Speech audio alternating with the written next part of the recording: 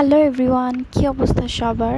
আশা করি সবাই খুব ভালো আছেন। সবাইকে নতুন আরেকটা ভিডিওতে ওয়েলকাম জানাচ্ছি। এই ক্লিপটা ছিল গতকালকে রাতের একটা ক্লিপ। বাচ্চারা ঘুমায় যাওয়ার পরে আমি একটু বসে বসে লিস্ট করতেছিলাম। আজকে আমার গ্রোসারি ডে ছিল। তো দেখা যায় যে গ্রোসারি করার আগে আমি একটু সুন্দর করে বসে সব কিছু লিস্ট করে নেই। আর আমি ফোনে করার থেকে এটা হাতে কলমে করতে বেশি প্রেফার করি। কারণ এখানে আসার পরে আমাদের তো ওইভাবে কাগজে কলমে লেখালেখিটা করা হয় না।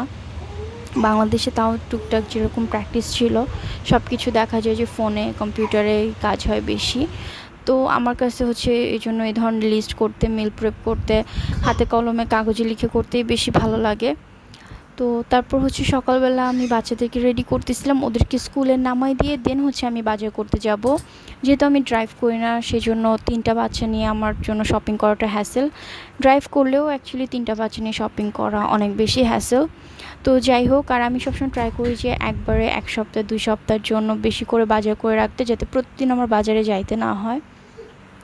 তো এখানে কি আমার মেয়ে রেডি হইতেই চাচ্ছিল না কোনো কিছুতেই। ওর বাবার কাছে যে লুকায় বসেছিল। পরে আমি ওকে একটু চকলেট দিছি, চকলেট দিয়ে তারপরে কি আমি ওকে ম্যানেজ করে রেডি করছি। তো ওদেরকে নামাই দিয়ে আমি কস্কোতে চলে আসছি। কস্কোটা ওদের স্কুলের একদম কাছে। কস্কো থেকে আমার খুব বেশি কিছু নেওয়া হয় না, যেহেতু এখানে সব কিছু অনেক বেশি বড় সাইজের থাকে, মানে বাল্ক সাইজ থাকে সব কিছু। আমাদের মতো ছোটো ফ্যামিলির জন্য অ্যাকচুয়ালি ওইটা দরকার হয় না। কিছু কিছু জিনিস কিনলে প্রফিটেবল হয়, যেমন ভাতের চাল বা আটা বা তেল, এই ধরনের জিনিসপত্র, দেন ডিম। ওই টুকটাক জিনিসগুলোই আমি কস্কো থেকে নিয়ে থাকি। আর বাদবাকি জিনিস দেখা যায় ভেজিটেবল আর ফ্রুটস সেটা নেওয়া হয় এশিয়ান স্টোর থেকে। এশিয়ান স্টোরে ভেজিটেবলটা ভালো পড়ে, প্লাস আমাদের বাংলাদেশে অনেক ভেজিটেবল পাওয়া যায়। আর অন্যান্য যা খাবার দাবার, শুকনা খাবার বা স্ন্যাক্স জাতীয় আইটেম, সেগুলো দেখা যায় বেশিরভাগ জিনিস আমি ওয়ালমার্ট থেকে বা অন্য কোনো একটা ক্যানাডিয়ান সুপার স্টোর থেকে নিয়ে থাকি। তো এখানে গিয়ে আমি বাজার করতেছিলাম, আর এখানে ওরা বিভিন্ন ধরনের স্যাম্পল ফুড দিয়ে থাকে কাস্টমারদেরকে, যে কাস্টমাররা খেয়ে ট্রাই করে যদি সেটা ভালো লাগে তাহলে তারা কিনতে পারবে। তো ওইখানে এই চিপসটার একটা স্যাম্পল ছিল, তো চিপসটা অনেক মজা ছিল। আমার কাছে খেয়ে মনে হলো যে আমার বাচ্চারা অনেক লাইক করবে, আর দামও খুব কম ছিল। তো আমি ওইটা একটা নিয়েছিলাম। আর আমার বেসিক্যালি আজকে কস্কো থেকে দরকার ছিল গিয়ে ফ্লাওয়ার, তেল, ডিম আর এই বডি ওয়াশটা নিয়েছি আমি।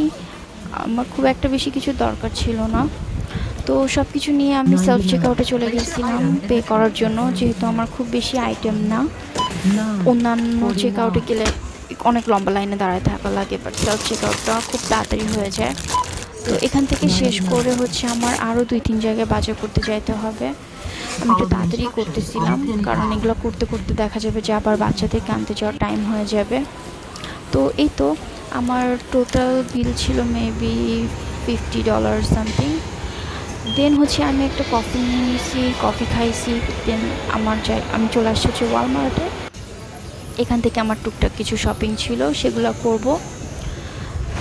বাজার করতে আমার আসলে খুব ভালো লাগে, মনে হয় যেটা একটা থেরাপির মতো আমার জন্য এখন। জানি না, maybe it's because now I am a home maker or I have kids, it's just suits me. বাজার করলে অনেক শান্তি লাগে।